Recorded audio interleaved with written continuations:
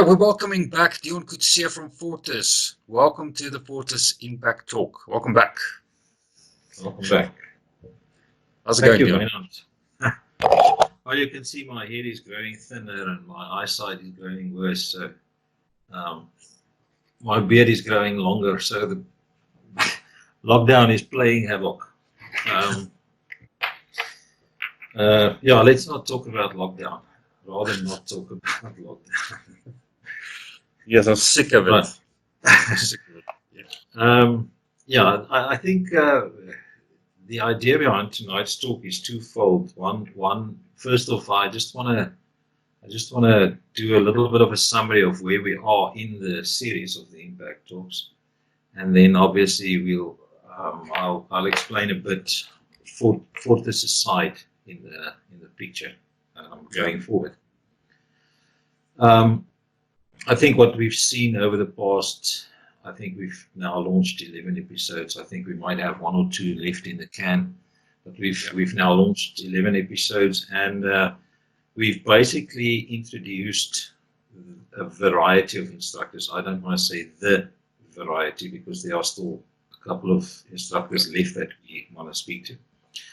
But we've introduced a variety, and I think that was the first objective of this whole series, was to let the public understand and get to know the instructors out there, so that they know that there's a variety of people that can actually help them with all aspects of training. As we've seen, we've got guys swinging ukapis and sticks and knives and guns and all kinds of stuff. So we've got ladies kicking people and biting and shooting and whatever. So I think in that objective we're basically there. As I say, we've got one or two more people left. Now on that point, the main idea behind this was twofold.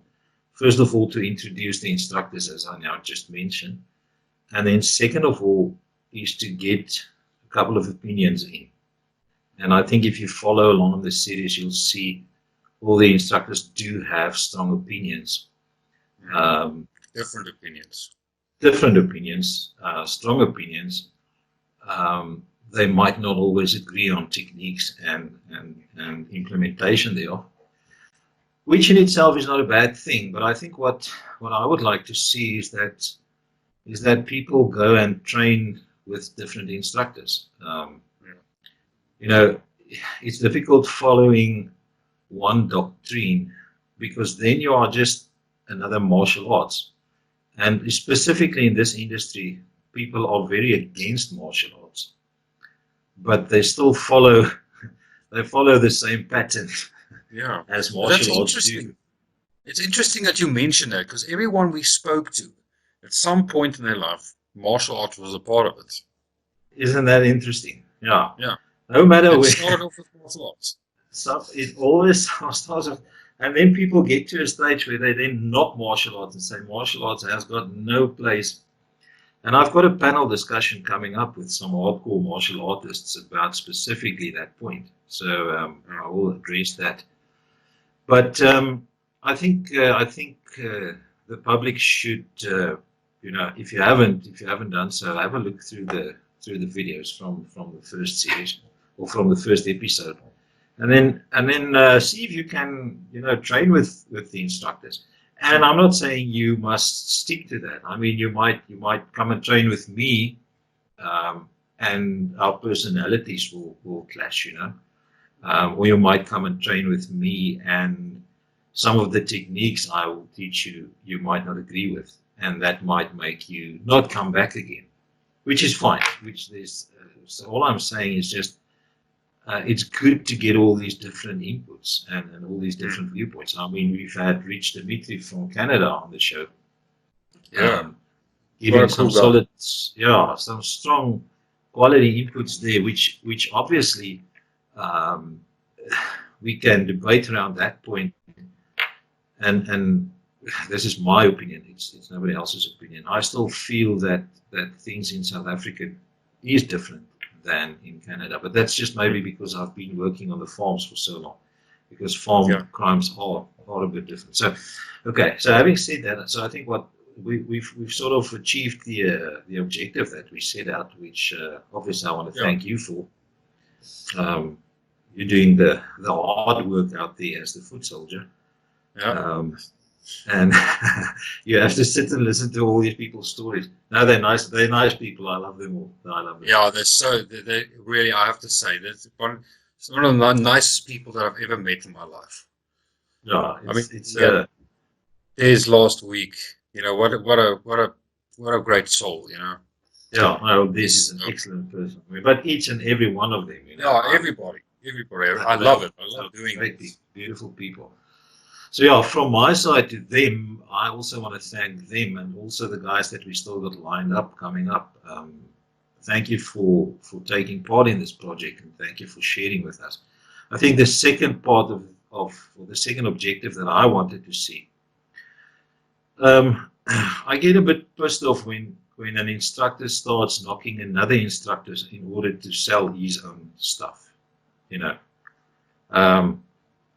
As an example, if I want to now do a sniper course, if I want to present a sniper course, now all of a sudden I'm going to tell people, well, what other instructors will teach you is this, but what we will teach you is that. I mean, that's bullshit, really. I mean, it's 2020 and fucking hell, people.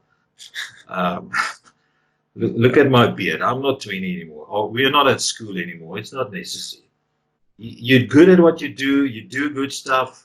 Just sell yourself. That's the one thing I would like to see in this industry. Really, I would love to see people just stop shitting on other people just in order to sit on top. Okay, you will never, just take this from me, you will never own the complete pie. Okay, it's impossible. The pie is not one person's. There's a big enough pie for everyone. So just And the thing is, we're all diverse people. We all want different things. So one is not going to apply to all. It just doesn't work. We're human beings. It just doesn't work like that. Dion, take us to the roots of Fortis. How did Fortis get started? Give us a little bit of the history. We've got everybody's backstory, but what about Fortis? Well, it all started in martial arts. No, although I've got an extensive martial arts background, it didn't start there. Fortis actually has a military background, and at one stage in my life, I was actually farming myself. So I know farming, I understand farming. I was a diverse farmer, cattle, sheep, dairy, wheat, maize, call it. Okay, potatoes, I know farming. And at that stage, it was in 1994, 95, the farmer tax were picking up at an increasing rate, and it was an issue, us going out every night to the sheep and to the cattle, because it's always been, there's more theft and so on. Now, myself and two friends, having come from a military background, we then decided to have a look at farm safety as such and implement a new way of doing things on farms. And coupling that with the knowledge of being a farmer, we came up with this concept where we actually train more operators. And we call them operators. And I know ex-Special Forces guys will sort of moor me for this, but just bear with me. They actually operate out there. They're not sitting and spinning around with torches. These guys are actually actively operating. And if you get mad because I use a word, please just get a fucking life, man. Life is so much bigger than getting pissed off for words. But in any case, okay, so we trained some guys, and a lot of these guys joined foreign military as well. I've got guys who joined the British Army, spent 10, 12 years in the British Army in various roles. I've got guys who spend time in the French Army and so forth. So the guys that we started off with went overseas, trained in those armies, fought in the hotspots in the world, Afghanistan's and the Iraqs and so forth. And all the time when they got back to South Africa, on leave or so, they would always look up, where is the teams going? Where are the guys? And they would come back with fresh input and knowledge and say, but now we do things like this. I know we started off there. And so Fortis has always had this military influx from all over the show. Okay. Not just SADF, but SANDF, and then obviously British military, French military, US military, and so forth. And all that input comes back. But then we also realize that if you want to fight crime in a civilian setup, you can't apply full-on military, let's call it tactics or strategy. Maybe strategy, but not always tactics, because the rules of engagement are different. If you are in a army fighting the enemy in a foreign country, you've got a set of rules of engagement. If you are a civilian in South Africa in 2020 and you have to defend your home and your family, there's a different set of rules for engagement because the law applies, and there's a couple of legal stuff. So we had to mix and match that to understand how can we use military tactics, military strategy, and apply that in a civilian setup. And obviously, that's when we started training. And our main focus has always been on training groups, because we don't so much focus on the individual as such. There's you can watch through the series, and there's instructors focusing on training one person, having you're safeguarding yourself in the streets. We like to focus on training communities as such, because we always ask, the community is a complex thing. The community doesn't just consist of fighting men, fighting fit from a fighting age. It consists of young people. It consists of old people. I mean, in farms, just this weekend I was on a farm where this one old lady stays by herself, and she's in her deep 80s. Now, we all would like to maybe see her move there, but I'm not going to be the one to tell her to move. I mean, that's her farm, Yeah. So let her stay there, and then what do I teach her to be part of that community, to be effective in safeguarding that community as such? I cannot obviously hang a bulletproof vest on the lady and then give her a fucking AR and say, this is what we're going to do. So I have to teach her something else. And that to me is one part that's lacking in training overall, is people focus on the hardcore stuff. And there's nothing wrong with that. Please understand this. But we like to focus on the communities. I get to so many communities where we ask them, listen, have you done a stop the bleed course? And they're like, what? What's that? And I'm like, okay, where's your medikit? No, the medikit is on that vehicle. And where's that vehicle? It's 15 minutes away. Right. So they don't know how long it takes for one person to bleed out. They don't have personal medikits. They've never done that part of it. I mean, I can give you a course on radios and electronics on that matter. I can give a full day course on that. Right. And then people say, but why do I need that? I just push a button. No, it's not as simple as that. It is a complex thing. Okay. There's a lot of shit involved there. And that's why we focus on the training for the community as such. So we look at the whole picture. So we look at intel, we look at radios, we look at patrolling techniques, we look at the law, we look at that whole thing. So when you get us out to do training for you, it's not going to be a 3-hour session and that's it. It'll be a lot of sessions, and that'll be it. And then we'll do that again. All right. So that's where we are. So we focused on training. We had to apply the military mindset and the military tactics and shit to civilian market. And out of that, obviously, I just have to mention this, we started selling products. Now, I want to mention this for a specific reason, and you'll remember that taser that you. Yeah, I got tased in the neck. tasers and this shit. Okay.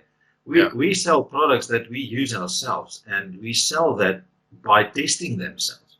So if you buy night vision from us, you can be sure that we have done a massive intensive test on that night vision equipment. We've been using that for so many years. I mean, how many times were we out in the dark when we had to, test night vision and shit?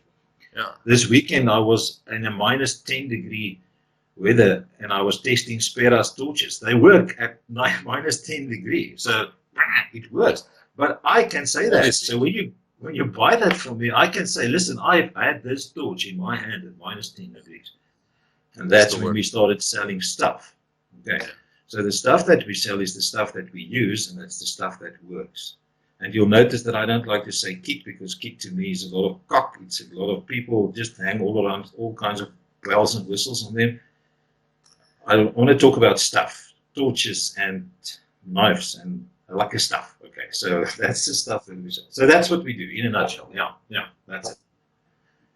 But you guys put in place a system for CPF to follow, and then supply them with the correct and effective tools so that they can do what they're doing, keeping community safe while they're staying safe as well. Right? That's right. And we do a lot of is it called insourcing or outsourcing? I'm not sure. So we'll use other, like Stop the Bleed. I will use Rob, Rob McCullum from Crisis Bleed. He's not part of Fortis. He's not affiliated to Fortis. No, not at all. But I would rather use Rob to do that course, and I'll know that they'll get value for money. If we do a knife defense or knife training course, I would use Nelis to do that, because he's the specialist in that specific area. So there's a couple of stuff that we do. Once again, we focus on the team tactics and all that intel and so forth, the military type of stuff, and then we get the other stuff sourced in or sourced out. But yes, an overall plan. Yes. Dion, you spoke earlier a little bit about what frustrates you about the industry. Guys, especially guys, mouthing off to other instructors to sell their own gimmicks and stuff. What I'm wondering is for someone to have that kind of intent to, like you said earlier, have the whole pie. I mean, you can't be so delusional as to think that you have the answer for being proactive and safe. Your training is the be all and end all. There's funny people, and in my travels, I've met funny people. But in South Africa, there's really is a lot of funny people, and I think it stems from this. For me, if I train and I talk about mindset, I love to talk about mindset in the following sense. If Mike Tyson gets into a ring with an opponent, you can be sure that he studied that guy. He knows which hand he will prefer, which foot he'll prefer, when he'll come blasting in, when he will retreat, and so forth. He's made a study of that, and that's what makes Mike Tyson, or that's part of what makes Mike Tyson a formidable opponent. Yet we want to fight crime without studying the enemy. Okay. So as the civilian, not the instructor or not the people involved in the industry, but as the civilian on the other side, it's important to understand the mindset, not only of the person coming to attack you, but also what's happening in the industry. You need to, I walked into a well-known gun shop one day. I'm sure you were with me, but I can't remember who was with me. But I walked into a well-known gun shop, and these guys wanted to sell me a Generation 5 night vision set. I remember that. For 4,500 rand. Okay, now the person on the client, let's call him the client, not knowing any better, will think, shit, what a bargain. And he'll most probably pay 4,500 rand for 5, Generation 5 night vision. And that's why it's the responsibility is on them to do the due diligence. They must understand what the hell they want to buy. Okay. And fortunately, I mean, there's groups growing and people are educating themselves, which is a great thing. Just for the people who don't know, Generation 5 night vision equipment is, I think it's still being tested at this stage, if it actually exists, but it's still being tested. And second of all, you will never pay 4,500 rand, which relates to about $200 US. Okay, you'll never pay that amount of money for a Generation 5 night vision set. So the salesman was selling something to me and thinking I had no knowledge of what I'm buying. Okay, so that's the one side of it. The other side of it is, in the industry, I had a supplier of bulletproof vests at one stage, and I got a request for a quote from a group of farmers.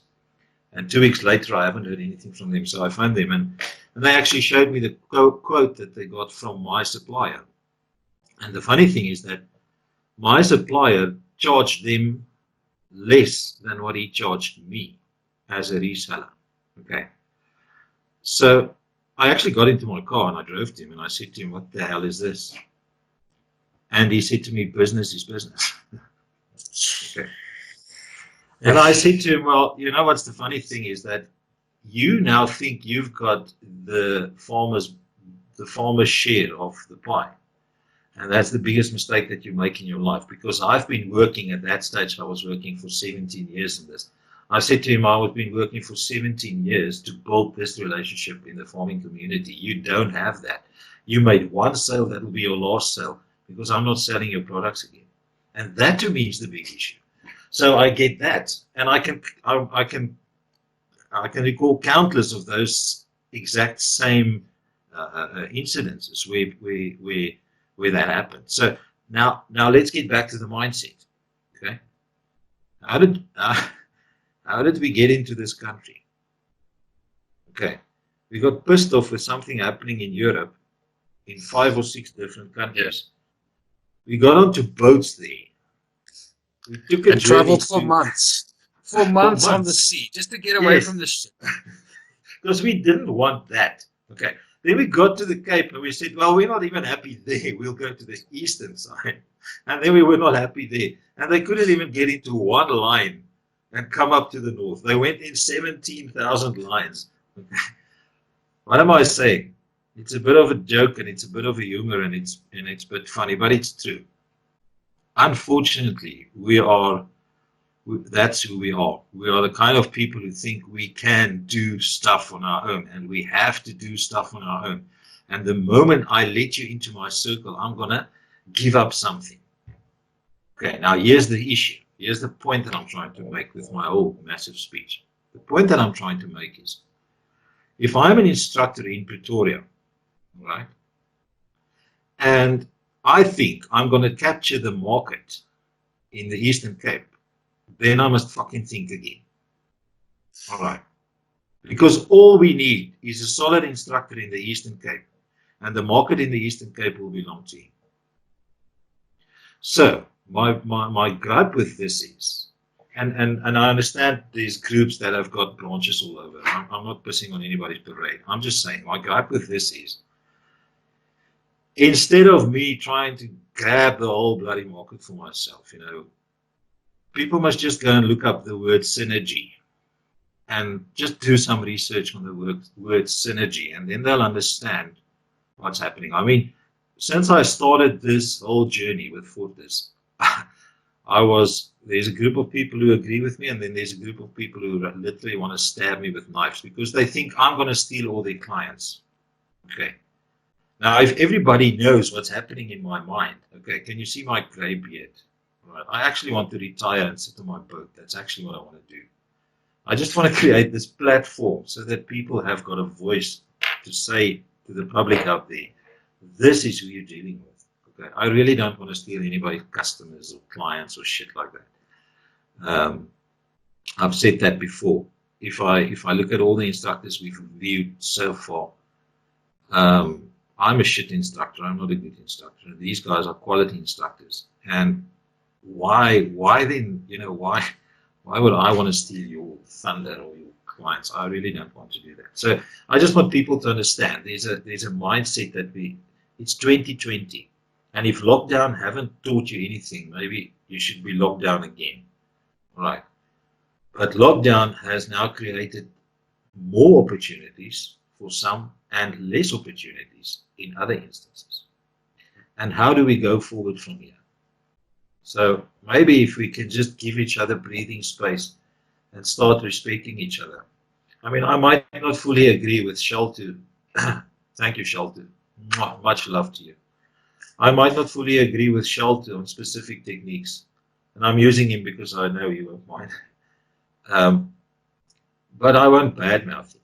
I won't badmouth him because we differ on a specific technique, I will still get people to go and train with him. I'll get people to train with Arno. I'll get people to train with Mark, with Des, with Ivana, name them, because I think all of them have got value to add, and that's great. So if we can just achieve that thing, then But the great thing is, about the Fortis Impact Talk now, we've gotten the ball rolling and how willing these quality instructors are to share their knowledge. And I think at the end of the day, it needs to be about the general public whose lives are in danger. Exactly. We all need to help them. Exactly. I think on that point, Reinhard, you are quite correct. And I think I'm still rambling on about this, but I think if you look through the episodes and you look through on the panel discussions that I had with the people are willing to sit around the table and talk. They are willing to share, and they are willing to give each other space to breathe in the industry. And I think that's great. I think that's beautiful. As I say, if anybody thinks he's going to grab and capture the complete pie, he's missing some kind of point, or he's got some delusions of grandeur or something. I don't know. But as I say, I think the people, the mindset is right. And I think from here on we'll see great new things happening, especially since lockdown smashed our brains around a bit. Yeah, it's taking its toll. So Dion, what does the future look like now for Fortis going forward? What is your vision for the future? Well, Wynand, I think Fortis. What I would like to see with Fortis is Fortis establishing itself as a platform, whereby if you get to the Fortis website, I mean, if you look on the Fortis website homepage and you scroll down to the bottom, you'll see links to all the guys that we've had talks with so far. I've linked back to their website, so you're more than welcome to go on there and contact these guys, follow their Facebook pages. I've shared some of the videos that I pick up. I obviously not always pick up everything from everybody because I'm not Facebook friends with everybody, but I share all the stuff that people share, like Mark and JC and so forth. If I see that, then I share that, because I would like, for me, it's really that. It's a question of introducing the public to what's available. A showcase, a platform where people can have a look and see, oh, these are the people out there. And I think in that instance, if you look at what Fortis has done over the years, we were interviewed on many platforms, on TV, on radios, various radio stations, TV channels, and so forth.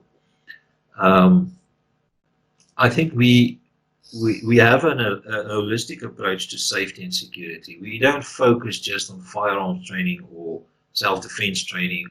We've got a holistic approach. I mean, we do risk and safety analysis. We develop products.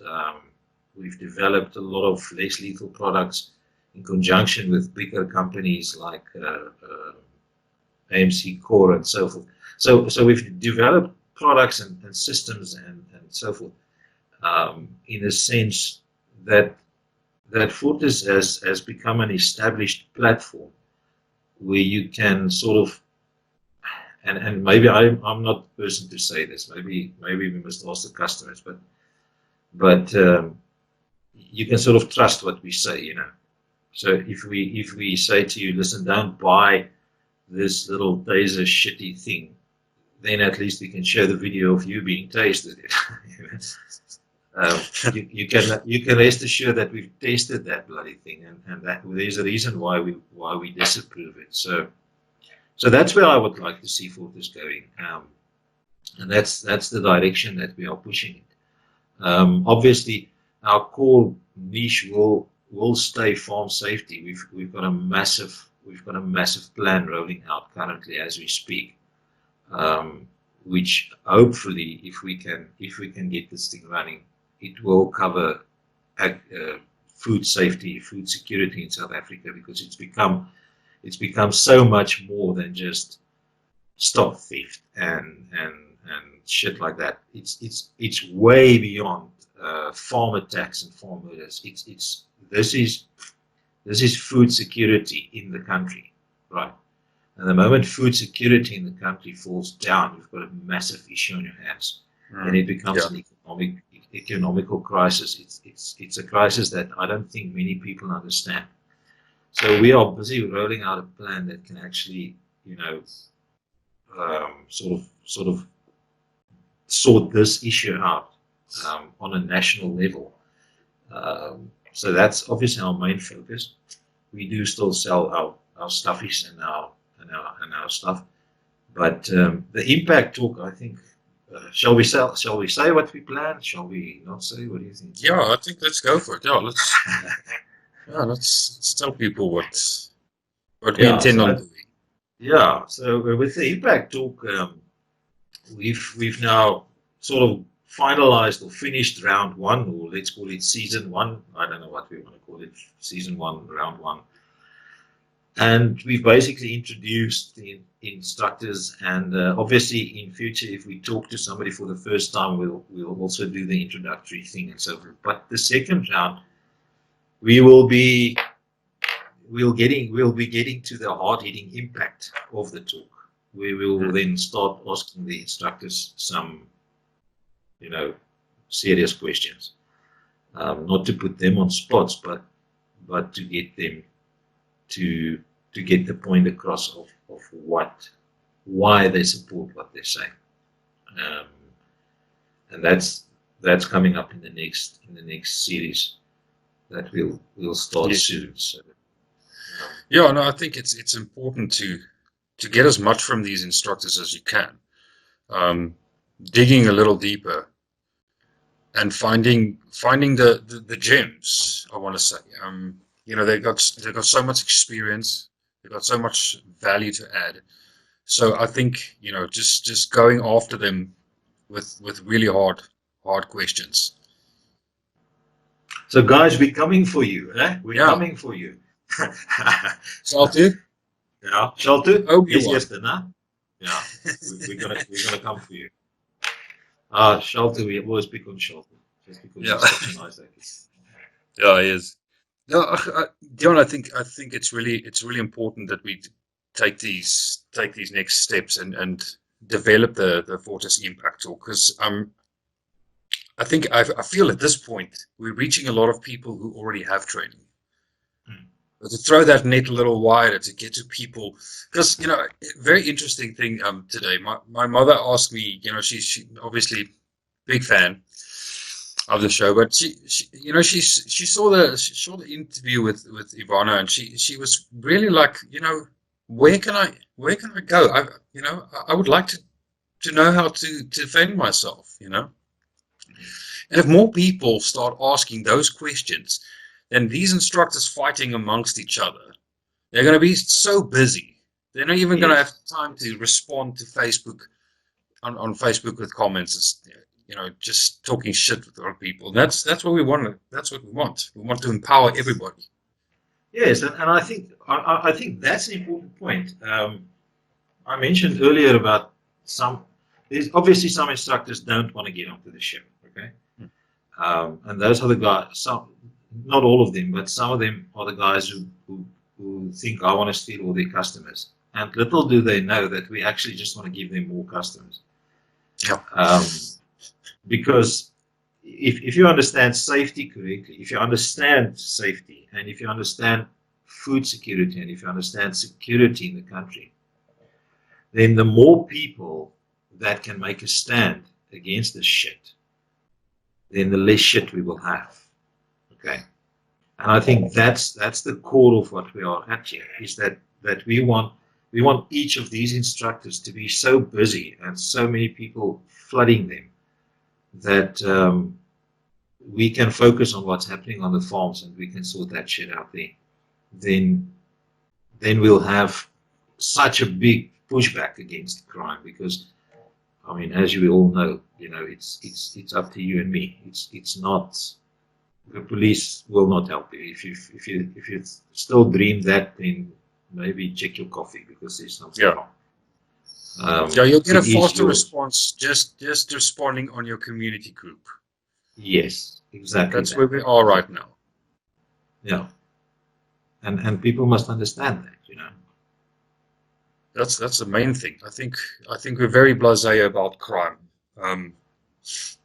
I think, it's probably the silence before the storm.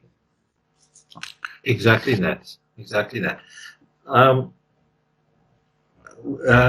I think just to close that up on the future, is that obviously we've got some plans up our sleeve with regards to the brand and so forth, which I'm not gonna let the cat out of the bag yet, but we've got some plans up our sleeve. Some people have asked me about the loan operator thing that we're pushing. That's one of our big surprises that we've been working on for almost a year now. So,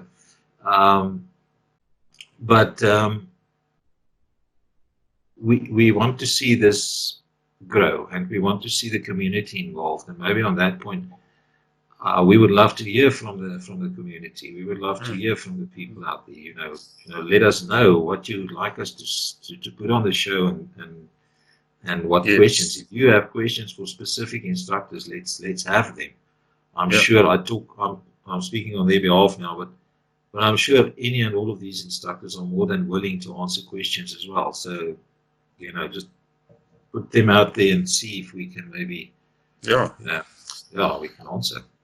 Yeah, definitely. Give us some feedback. Even if you just want to talk shit with me and Dion, that's fine too. Yeah, but please don't say anything about our appearances, because this is what we do. Yeah, no, we can't do anything about that. This is as good as it gets. So you can still watch the video. Just turn the screen to another side. Just listen. Yeah, it makes it. You can download it on your phone. You just have to listen to it. You don't have to look at us. Why not? I just want to close off with this. I think people must be aware of where crime in South Africa is going. Yes. And I don't think this is something to take lightly. And I don't want to get into politics or shit like that, but there's some reality happening in South Africa. Lockdown has cost a lot of jobs. Pre-lockdown, the economy was already in shit. And I mean, Edcon just closed down with, what was that, 20,000 people losing their jobs. At the same time, the government goes and releases how many? About 20,000 criminals. Thousands of prisoners. And think that doesn't have an impact on anything. Okay.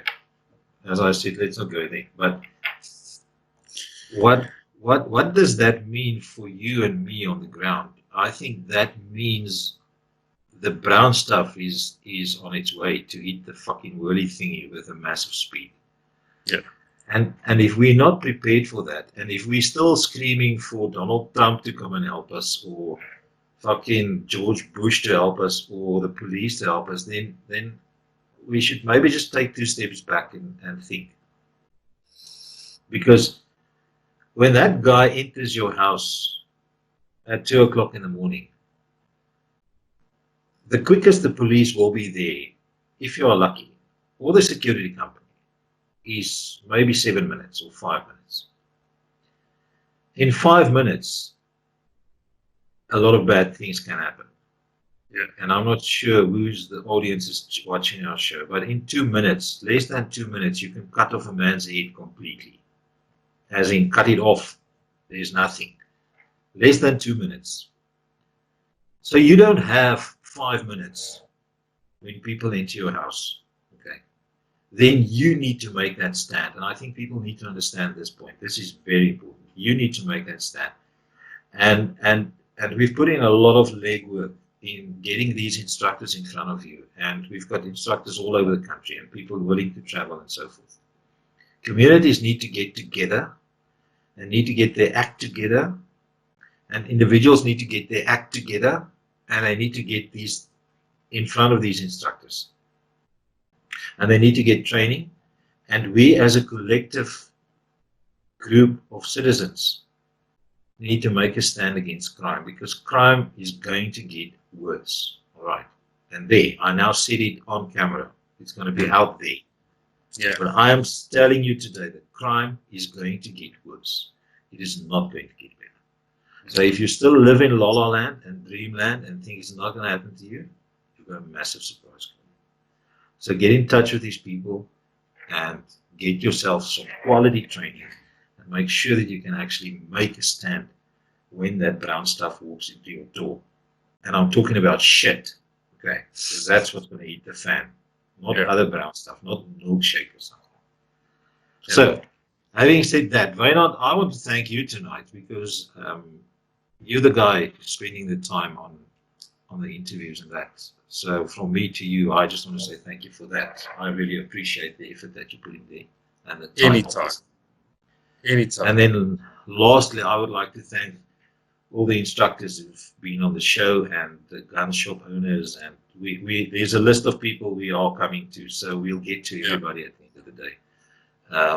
I want to thank everybody who's taken the time and who have been sharing their knowledge and giving some input on the show. Without you guys, obviously, there would be nothing. So, big respect to you all.